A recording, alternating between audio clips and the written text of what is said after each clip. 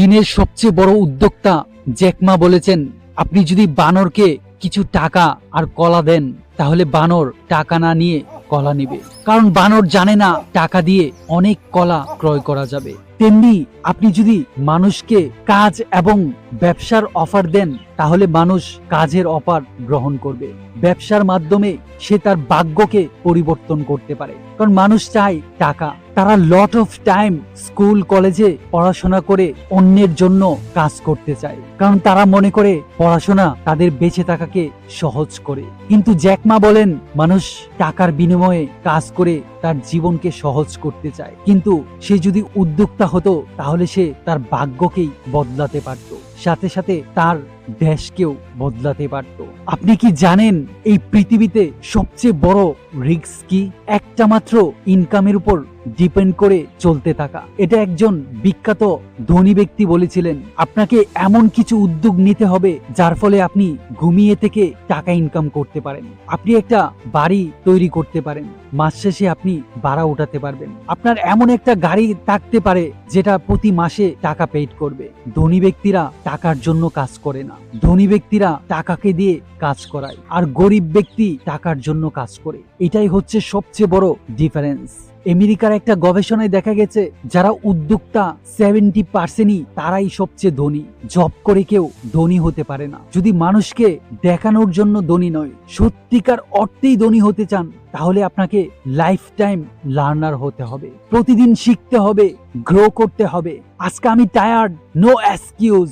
আজকে আমার কাজ করতে ইচ্ছে করছে না, নো এক্সকিউজ। টনি রবিন্স বলেন, এই পৃথিবীতে আমরা কেউই অলস নই, শুধুমাত্র আমাদের ক্লিয়ার কোনো পারপাস না থাকার ফলে আমরা সময় নষ্ট করি।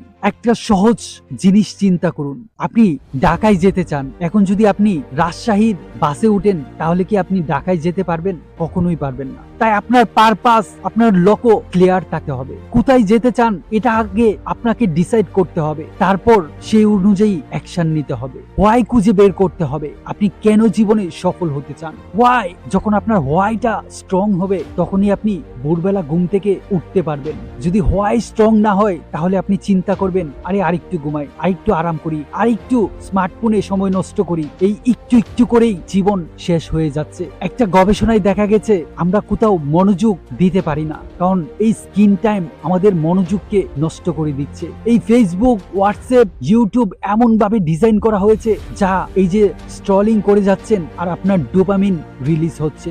1 ঘন্টা এক্সারসাইজ করলে যে পরিমাণ ডোপামিন রিলিজ হবে, আপনি 5 মিনিট স্মার্টফোনে দেখলে তার চেয়ে অনেক বেশি ডোপামিন রিলিজ হচ্ছে। এই ডোপামিনের ফাঁদে পড়ে আমি আমাদের জীবনটাকে নষ্ট করে দিচ্ছি। একটু চিন্তা করে দেখুন, কেন আপনি এই পৃথিবীতে এসেছেন? সৃষ্টিকর্তা কেন আপনাকে এই পৃথিবীতে মানুষ রূপে পাঠিয়েছে? আপনি কি প্রাণহীন প্রাণীর মতোই সময়টাকে নষ্ট করে যাবেন, নাকি আপনার সময়টাকে ইনভেস্ট করবেন? আপনি এখন যে অবস্থানে আছেন সেটা আপনার অতীতের অ্যাকশনের ফল। আপনি ভবিষ্যতে যে অবস্থানে থাকবেন এটা আপনার আজকার অ্যাকশনের ফল। কোনো কিছুই রাতারাতি সম্ভব হয় না। প্রতিদিন একটু একটু করে গ্রো করুন। মেক ইউর বেড বইয়ের লেখক বলেছেন, প্রতিদিন সকালে আপনি ঘুম থেকে উঠেই বিছানাটা গুছিয়ে ফেলুন।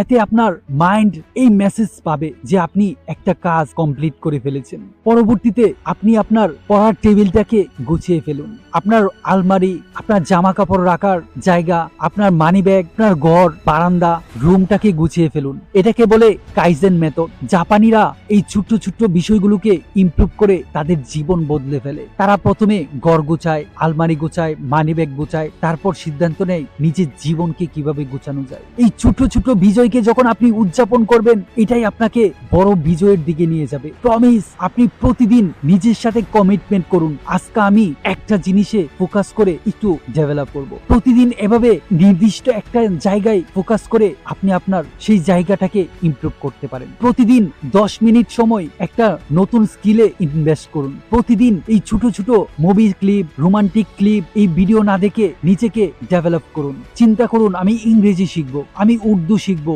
আমি আরবি ভাষা শিখবো, আমি ভালোভাবে বাংলা ভাষা শিখবো। প্রতিদিন 10 মিনিট সময় যদি আপনি ইনভেস্ট করতে পারেন, বছর শেষে আপনি সেই ফিল্ডে একজন পারফেক্ট মানুষ হতে পারবেন। এটা সম্পূর্ণ চয়েসের উপর নির্ভর করে। আপনি আপনার জীবনটাকে কিভাবে কাটাবেন এটা ডিপেন্ড করে শুধুমাত্র আপনার উপর। Nothing is more important than your life. একটু চিন্তা করে দেখুন তো, করোনা এসেছিল, চলে গেছে, দেখতে দেখতে প্রায় 5 বছর চলে গেছে। সময় এভাবেই চলে যাচ্ছে। আমরা আস্তে আস্তে বৃদ্ধ হয়ে যাব। অনেকেই তো বৃদ্ধ হওয়ার আগেই মৃত্যুবরণ করছে।